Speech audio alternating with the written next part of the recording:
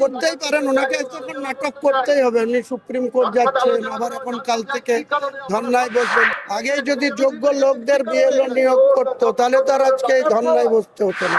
এবং যতক্ষণ তাদের নাম ক্লিয়ার সংযোজন না করবে ততক্ষণ আমরা ইলেকশন কমিশনকে ইলেকশন ঘোষণা যাতে না হয় সেটাই আমাদের মূল দাবি।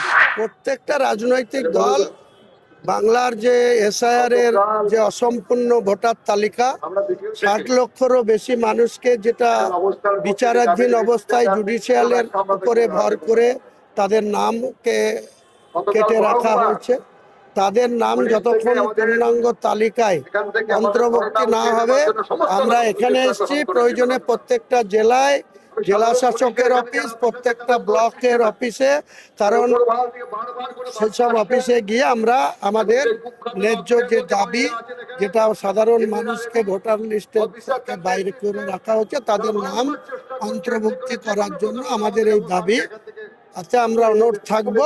এবং যতক্ষণ তাদের নাম ক্লিয়ার সংযোজন না করবে ততক্ষণ আমরা ইলেকশন কমিশনকে ইলেকশন ঘোষণা যাতে না হয় সেটাই আমাদের মূল দাবি।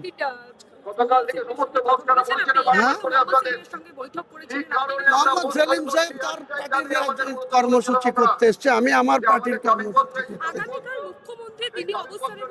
হ্যাঁ করতেই পারেন, ওনাকে তখন নাটক করতেই হবে। উনি সুপ্রিম কোর্ট যাচ্ছেন, আবার এখন কাল থেকে ধর্নায় বসবেন। যদি আগেই সিরিয়াসনেস হতো, আগেই যদি যোগ্য লোকদের বিএলও নিয়োগ করতো তাহলে তার আজকে এই ধর্নায় বসতে হতো না।